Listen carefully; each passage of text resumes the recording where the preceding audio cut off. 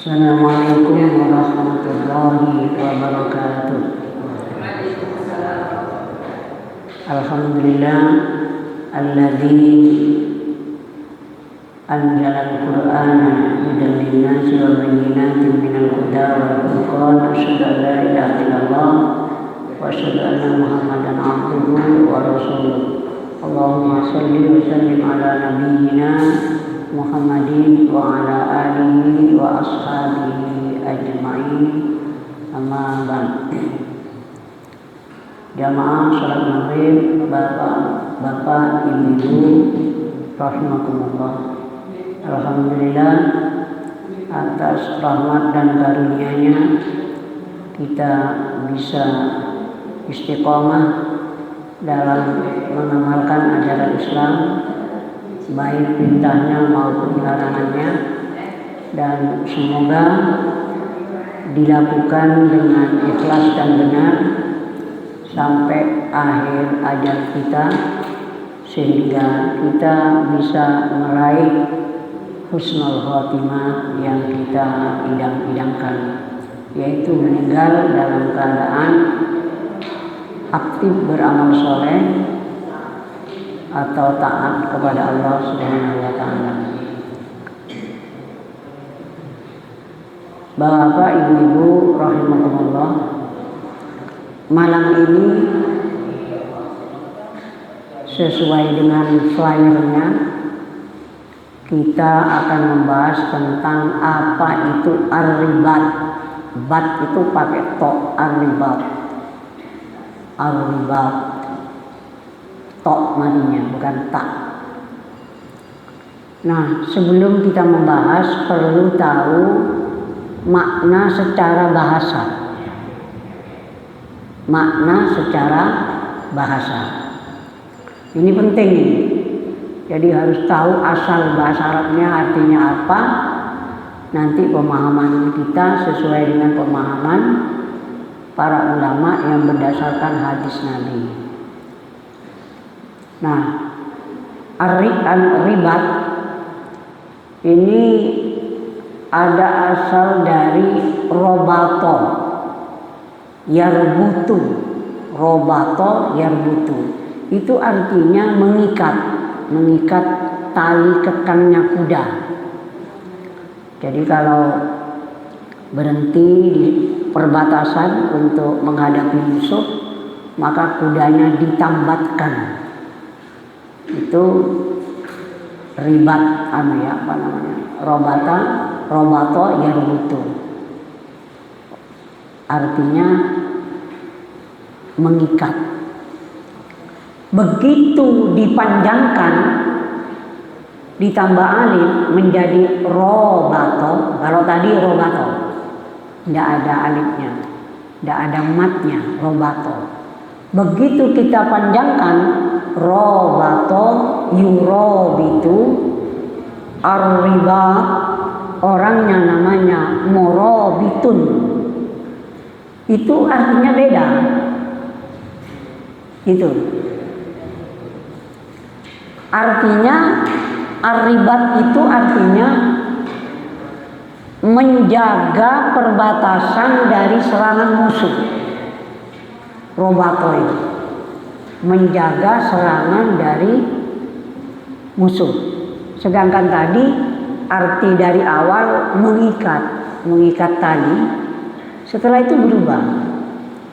Itu bahasa Arab. Makanya kalau salah panjangnya berubah artinya. Contohnya qatala yaqtulu itu membunuh. Tapi kalau dipanjangkan qatala yuqatilu itu artinya jihad, bukan membunuh. Berjihad belum tentu membunuh. Jadi qatala yuqatilu itu berjihad. Tapi kalau qatala tidak ada panjangnya, tidak ada matnya, qatala yaqtulu itu membunuh. La taqtul, jangan kamu bunuh. Jadi bahasa Arab itu sebelum membahas sesuatu perlu tahu asalnya dari bahasa Arab. Karena itu ar-ribat Apa itu ar-ribat? Ar-ribat adalah kegiatan mengawasi, menjaga perbatasan suatu negara dari serangan musuh. Kalau di Indonesia ini yang melakukan ar-ribat ini angkatan laut dan udara. Jadi dari angkatan laut, angkatan udara, lihat dulu sebelum angkatan darat.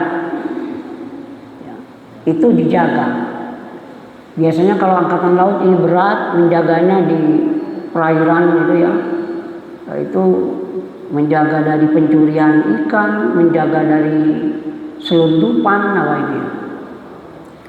Nah, orang yang menjaga dan mengawasi perbatasan itu namanya murabitun. Murabitun. Orang yang bertugas menjaga keamanan di perbatasan, termasuk perbatasan Malaysia, Papua Nugini, di perbatasan timur ini perlu dijaga. Kalau penjagaannya tidak kuat, maka serangan musuh bisa lewat selundupan senjata, selundupan barang yang terlarang, dan lain-lainnya. Itu namanya ar-ribat. Itu arti sebenarnya. Nah, ada ar-ribat yang berhubungan dengan kegiatan Bapak Ibu ini, termasuk sekarang ini. Itu juga disebut ar-ribat. Kalau tadi artinya menjaga perbatasan dari musuh, ar-ribat ini Nabi mendefinisikan lain selain itu. Ini ada hadis Nabi mengenai ar-ribat ini. Jadi perlu ini diketahui bersama, karena ternyata ar-ribat itu bisa bermakna lain. Ini hadis Nabi riwayat Imam Muslim, berarti sahih. Jarang hadis yang diriwayatkan Muslim itu yang lemah. Kalau Imam Bukhari masih ada yang lemah. Tapi kalau sudah Bukhari Muslim tidak. Ini ada hadis dari Nabi mengenai ar-ribat ini, an Abi Hurairah, dari Abi Hurairah radhiyallahu an, anna Rasulullah sallallahu alaihi wasallam, bahwa Rasulullah sallallahu alaihi wasallam qala, berkata. Ini mengenai ar-ribat. Ala adullukum ala ma yamhullahu bihil khotoya. Kata Nabi, sukakah aku tunjukkan kepadamu satu amalan yang bisa menghapus dosa? Kalau sudah dosa terhapus, apalagi dosa besar dihapus, ya pasti masuk surga. Ya, kalau sudah bisa menghapus dosa. Nah, karena itu untuk jenazah itu, untuk mayit itu yang paling penting itu istighfar atau minta ampun kan untuk jenazah, untuk orang mati. Kalau sudah diampuni mesti masuk surga. Itu penting.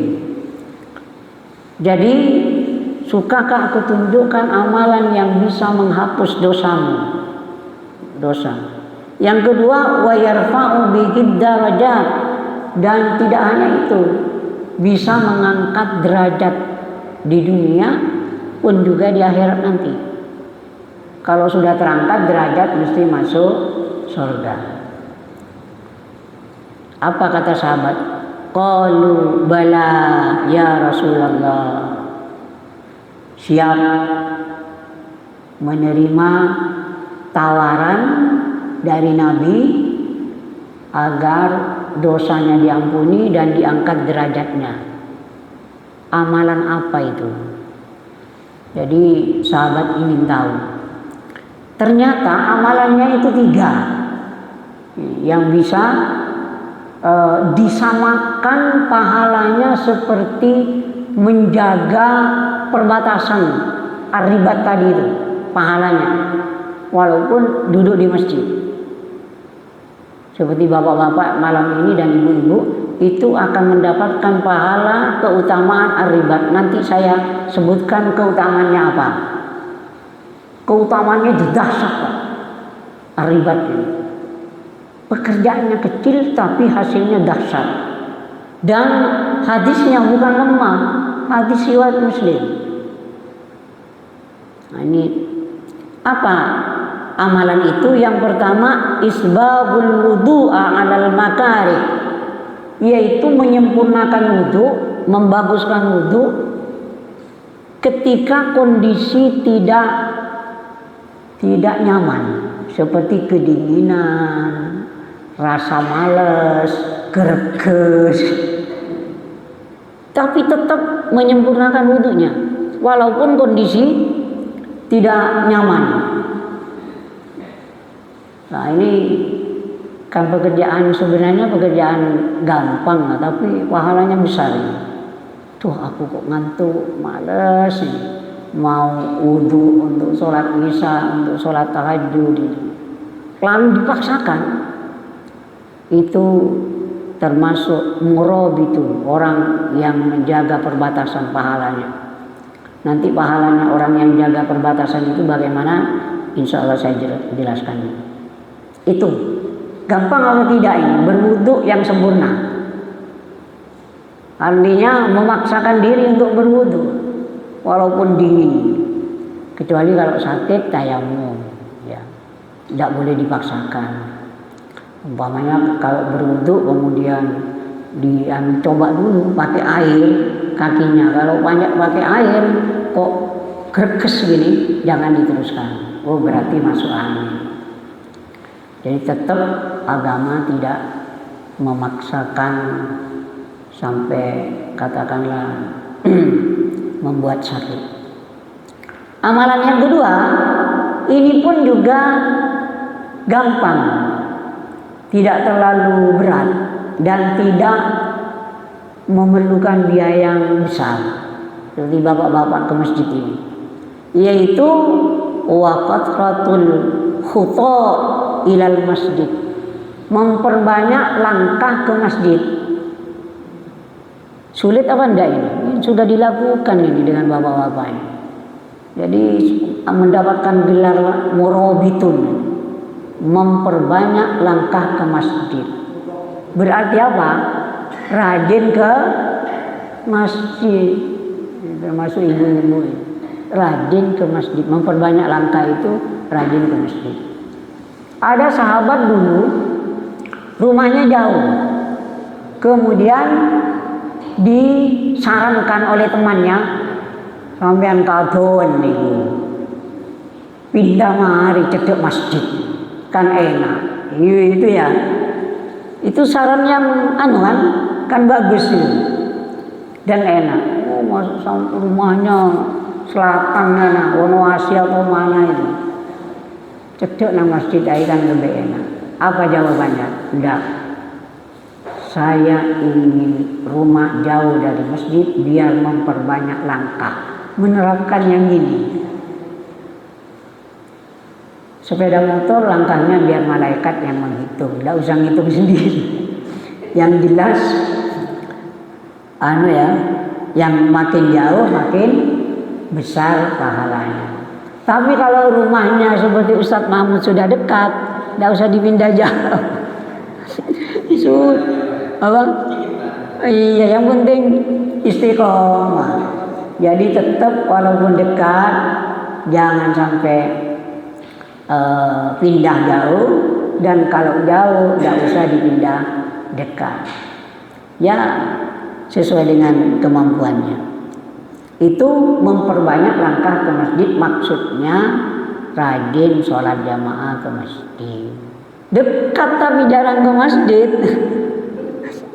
Ya, Ada yang dekat semuanya ya, tapi jarang ke masjid. Ini naudzubillah min dzalik. Ya, memperbanyak langkah ke masjid tidak memerlukan biaya yang besar. Cukup kalau agak jauh bensin 1 liter, apalagi umpamanya 3 liter lama itu ya. Apalagi yang irit itu. Makanya saya mengistilahkan wisata ke masjid. Wisata. Jadi saya ngajak istri saya, ayo wisata. Nanti Mas, wisata ke masjid. Saya bawa ke sini walaupun istri penyakit ginjal ya. Saya bawa subuh ketika acara itu ya. Acara KHGT. Nah itu saya bawa ke sini. Terus ke Masjid Agung. Saking kalau jauh wuduknya di Masjid Agung itu jauh wuduknya. Jadi kalau sini ini enak, ini dekat, ini tinggal masuk ini. Kalau jauh masuk sana, pas istri saya ini khawatir jatuh kan tidak kuat karena ya gagal ginjal. Wes ikut saya ajak wisata. Mengapa? Lah orang-orang ini gini. Saya kadang-kadang sulit memahami. Sementara ada pendapat bahwa wanita itu lebih baik di rumah. Kan itu ya, lebih baik di rumah. Jadi tidak perlu dibawa ini. Bahkan ada hadis lagi bahwa perempuan itu lebih baik sholatnya itu di kamar yang tertutup. Nah itu pokok di penjara ini. Tapi begitu anaknya kepingin pergi ke belanja ke Sinar Terang, yang bapaknya, Dek, ayo sekarang ke Sinar Terang. Ayo. Jadi ibu-ibu ini semangat ke Sinar Terang, tapi ke masjid tidak semangat. Itu dikupas tuntas Pak oleh HBT Pak, oleh Majelis Tabligh. Mana yang lebih utama, perempuan itu sholat di rumah dengan di masjid? Kesimpulan dari ulama tarjih, yang lebih utama di masjid. Ya apa? Maaf ya, kalau yang salafi nggak bisa tidak, wajib di rumah. Tapi kalaupun ke masjid jangan dilarang. Dari Nabi itu bahasa Nabi ya, hadis Nabi. Mengapa? Ulama Muhammadiyah itu mengatakan lebih utama di masjid. Satu, syaratnya ada aman dari fitnah dan dari keamanan ini. Aman.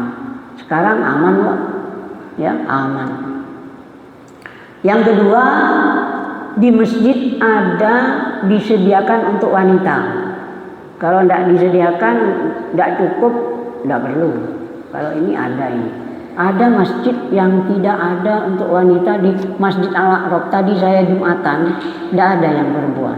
Kalau di Madinah, di Mekah, itu perempuan diletakkan di atas, di masjid hotel. Ada hotel, kemudian ada masjid di depan, di samping saya, di depan saya, itu yang perempuan diletakkan di atas. Ya, diletakkan di atas. Tidak kumpul dengan laki-laki. Tapi disiapkan. Kalau di Mekah ya agak sulit. Ya, yang perempuan ya campur tapi diurak. Harus ini kumpul. Kalau di Madinah ada, tapi yang di luar itu ya kumpul, kelihatan, tidak muat yang di dalam. Tapi ada kayu penghalang sehingga tidak kelihatan. Hanya ada bolongan itu tapi tidak kelihatan jelas. Jadi ada syarat aman dari fitnah, termasuk aman juga dari orang yang jahat. Kemudian masjidnya itu ada tempat untuk wanita. Yang ketiga adalah di masjid itu ada kegiatan pengajian, kajian. Jadi wanita ke masjid itu mendapatkan informasi keagamaan, sementara di rumah kan tidak. Manakala itu ditambah lagi hubungan sosial. Kalau di rumah mungkin sulit, banyak teman ini. Istri saya ajak subuh ke Masjid Babus Salam, Kanigaran itu. Itu banyak temannya. Ya banyak rezeki kadang-kadang. Ada yang dari umroh bawa ini diberikan ke yang ikut jamaah itu. Dan banyak kenalan Pak untuk lita'aruf. Sehingga banyak kenal. Soalnya wanita kalau hanya di dapur tok, di dalam rumah tok, wajah dapur. Kalau diajak ke masjid sana itu wanita itu seneng gitu ya. Soalnya sementara ini ada laki dan wanita itu seperti minyak dan air, nggak bisa sepeda motoran bersama. Saya punya teman nggak bisa, yang lakinya sepedaan sendiri, yang perempuan sepedaan sendiri, nggak bisa, seperti minyak dan air. Nggak tahu ya, kok kurang akrab begini. Kalau saya ingin menunjukkan pada anak saya, ini bapakmu yang tua, ibumu yang sudah tua, mesra. Sehingga saya beritahu sampai saya dikatakan dengan anak saya, Pak jangan riak Pak. Oh saya tahu batasan riak dengan tidak. Untuk pembelajaran kepada anak. Biar anak juga suami istri ini rukun, tidak hanya di rumah, rukun tidak ke Indomaret saja, tapi rukun ke masjid. Gitu. Manakala tidak ada gangguan ya di umpamanya anak sakit, tidak apa-apa. Itu ar-ribat. Kembali lagi memperbanyak langkah ke masjid.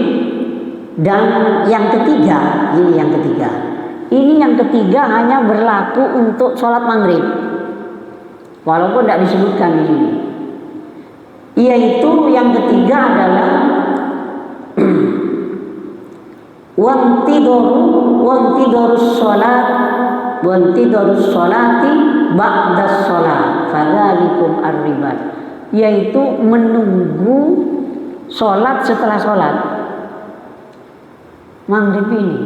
Jadi sholat maghrib nunggu isya. Kalau subuh nunggu duhur lama, duhur nunggu asar lama, tapi maghrib nunggu isya enak. Makanya pengajian maghrib ini sangat ideal untuk mendapatkan titel murabitun ar-ribat. Nanti bagaimana keutamaan ar-ribat itu? Menunggu sholat setelah sholat ya. Kalau di Mekah saya pernah menunggu sholat gitu ya, sampai lemes, tidak ada makanan, ini pulang saya, tidak kuat saya, maghrib pulang saya, karena tidak kuat lapar. Karena mulai subuh nunggu asar, maunya terus subuh, duhur, asar, maghrib langsung saya sudah tidak kuat, karena cari makanan ya sulit. Akhirnya pulang setelah sholat maghrib. Itu menunggu sholat. Jadi maghrib ini kalau dibandingkan dengan subuh banyak maghrib ya, banyak maghrib fadilahnya itu karena menunggu sholat seperti ini. Bapak-bapak diam ini selama tidak buang angin dianggap sholat Pak. Ayo, selama tidak buang angin niatnya menunggu sholat. Jadi dari rumah itu ada niatan, aku sampai isya tidak mulai lagi, umpamanya pulang lagi ya percuma, udah pulang sebentar habis itu isya lagi, tidak enak langsung, kecuali ada keperluan. Itu kata Nabi, yang tiga hal tadi itu adalah fadzalikumur riba, yang begitu namanya ar-riba, dianggap menjaga perbatasan. Nah, kita menjaga apa? Menjaga waktu sholat ya. Kemudian menjaga kecintaan kepada masjid. Wa rajulun qalbuhu mu'allaqun bil masajid. Jadi hati tergantung kepada masjid, dijaga dengan jalan istiqomah, membanyakkan langkah ke masjid. Lalu sekarang yang terakhir,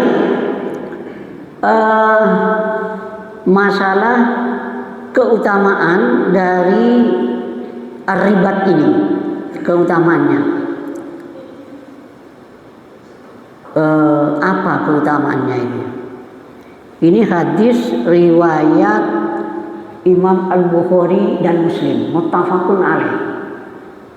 Jadi tadi bapak-bapak kan sudah banyak melangkah, nunggu. Nah itu melangkah ke masjid sudah menuju ar-ribat. Lalu keutamaannya apa? Ini hadis riwayat dari Sahal bin Sa'ad radhiyallahu anhu bahwasanya Rasulullah sallallahu alaihi wasallam bersabda, seorang penjaga di daerah perbatasan yaitu Murabitun tadi itu selama satu hari tapi lillah, karena Allah. Jadi yang jaga angkatan udara, angkatan ini nih. Kalau dulu di zaman Nabi itu ada penjaga, pos penjagaan untuk perbatasan yang takut serangan dari Mekah ke Madinah. Satu hari itu lebih baik baginya daripada dunia dan semua yang ada di dunia itu. Jadi yang seperti itu kata Nabi, khairun minad dunya wa ma 'alaiha. Jadi menunggu sholat ke sholat ini itu sama dengan ar-ribat, lebih baik daripada dunia dan isinya. Persis seperti 2 rakaat sholat fajar ya.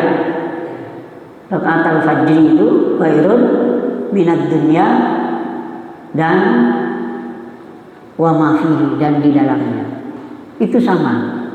Hanya bedanya kalau sunnah fajar itu untuk diri sendiri, sedangkan ar-ribat ini menjaga negeri, menjaga masjid. Ini menjaga masjid ini seperti penjaga masjid ini ya, termasuk yang muadzin ini juga penjaga masjid juga, yang menjaga apa, dari pencurian sepeda motor apa ya, penjaga itu, satpamnya masjid itu sangat mulia itu.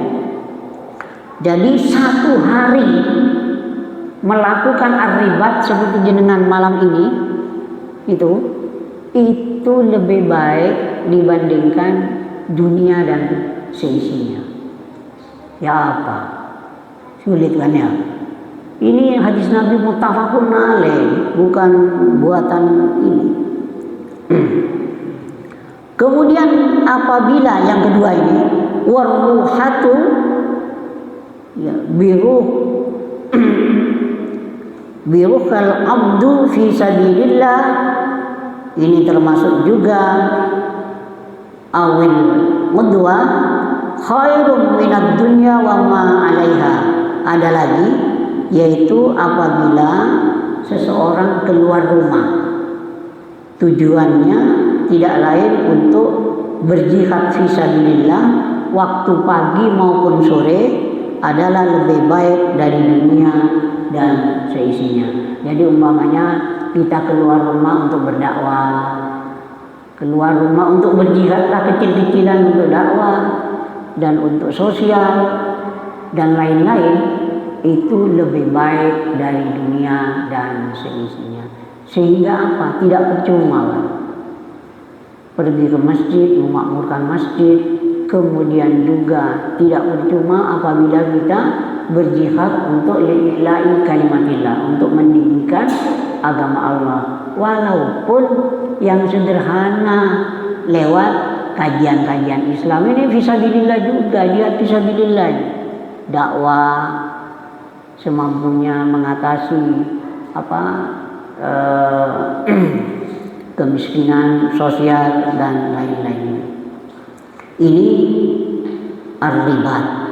Jadi kita harus menanamkan niat. Nawaitunya kita ke masjid untuk memakmurkan masjid, untuk talabul ilmi, menuntut ilmu, untuk berjihad fisabilillah, maka tidak percuma. Walaupun kita letih, lelah, letih, sakit, maka tidak percuma. Ini mengenai ar-ribat. Tadi saya khutbah Jumat di Masjid Jati, Bagus Salam Jati.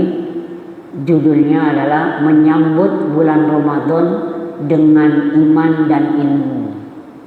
Tidak hanya dengan iman tapi dengan ilmu. Tidak hanya dengan ilmu, dengan iman. Tapi judulnya hari ini adalah ar-ribat. Mungkin ada pertanyaan. Semoga kita menjadi minal murabiti. Semoga kita menjadi orang yang melakukan penjagaan iman, penjagaan agama Islam, penjagaan masjid, ya, memakmurkannya, penjagaan organisasi supaya organisasi ini tidak lumpuh, berjalan dengan baik. Pokoknya intinya menjaga hal-hal yang berkaitan dengan kemajuan Islam dan umat Islam. Monggo. Ya. Waalaikumsalam warahmatullahi wabarakatuh.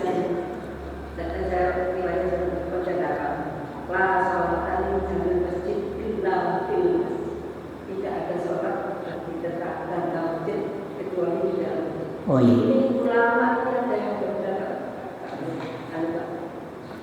Ada yang mengatakan bahwa kalau tentang masjid itu tidak sah sholatnya kalau tidak sholat waktu kondisi. Kemudian ada yang berkata tidak sempurna sholatnya. Ini yang apa ya? Tafsiran mayoritas ulama, kata la itu maknanya bukan batal ya, tapi tidak sempurna. Ya, seperti banyak. La yu'minu ahadukum hatta yuhibba li akhihi kama yuhibba li nafsi. Nah itu. Siapa yang bisa begitu Pak Ustaz Mahmud? Saya juga tidak bisa. Jadi tidak beriman seseorang hingga mencintai saudaranya seperti mencintai dirinya sendiri. Masa ada itu? Ya. Itu di situ artinya bukan tidak beriman kafir, tapi maknanya tidak sempurna. Banyak sekali itu, layuk minu itu. Nah, ada orang yang ekstrim dan itu mungkin tidak belajar bahasa Arab atau mana, kemudian diartikan batal. Sholatnya batal, imannya, banyak sekali itu. Itu ada yang seperti itu. Kalau seperti itu bahaya itu Pak.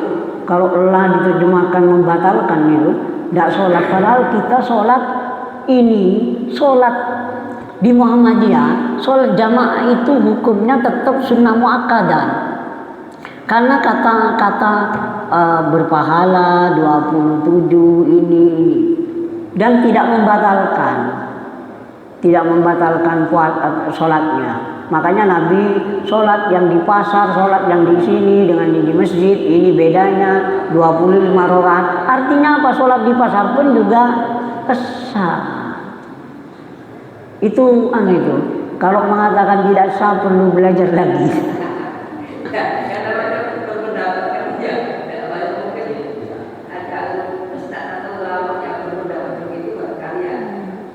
Itu nanti seperti Islam jamaah nanti itu. La islama illa bil jamaah. Tidak ada Islam kecuali berjamaah. Batal keislamannya, kafir tidak jamaah itu. La jama'ata illa bil amir umpamanya ya. Wa itul lalail. Banyak sekali la yu'minu. Termasuk juga banyak itu ya. Tidak sempurna, terjemahnya tidak sempurna. Ya, yang betul itu mayoritas ulama. Sebab kalau diterjemahkan tidak beriman, tidak sah imannya, tidak sah sholatnya, bahaya. Tidak mesti tidak sholat atau tidak beriman. Banyak hadis-hadis begitu, man kana yu'minu billahi wal yaumil akhir falyukrim dhaifahu itu. Siapa yang beriman kepada Allah dan hari akhir, dia akan memuliakan tamunya. Nah, yang tidak memuliakan tamunya berarti tidak beriman, berarti tidak kafir lah, itu repot juga. Rusak jadinya itu. Banyak itu kalau menurut saya yang kalau ada penceramah yang menerjemahkan seperti itu perlu diberitahu. Soalnya kemana-mana saya terang-terangan. Pokok kenal tak beritahu. Soalnya nanti bahaya ke yang lain. Soalnya sering saya mendengarkan orang ekstrim itu. Seperti contoh lagi, orang munafik itu akan masuk neraka selama-lamanya. Lalu dihubungkan karena seseorang itu berdusta, kan pertanyaannya bagaimana orang berdusta? Karena cirinya orang munafik, orang yang berdusta akan masuk neraka untuk selama-lamanya. Saya tegur itu, saya datangi, kebetulan kenal saya. Pojok ngomong ramai itu. Langsung hadis Nabi dianukan kepada innal munafiqina fid darki asfali minan nar. Terlalu ceroboh. Banyak diri Pak yang ceroboh-ceroboh seperti itu. Kalau ada hal-hal yang seperti itu perlu diluruskan. Sebab nanti terus itu, selama tidak ada yang meluruskan akan terus salah.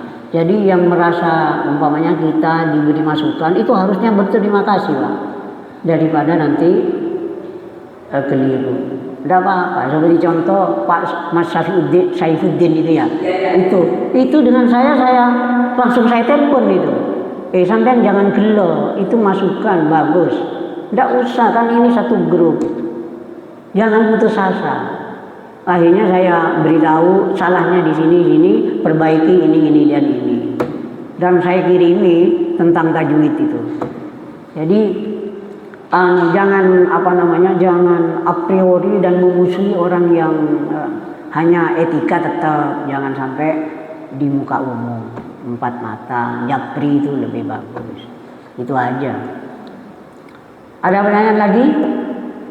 Jadi yang ini bab tentang akidah seperti itu ya, sampai batal sholatnya. Satu lagi Pak, berkaitan dengan itu. Ada di media setelah berwudu tadi kemudian berdoa asyhadu an la ilaha illallah itu dijawab maksudnya sebagaimana orang yang pola kalau aku tidak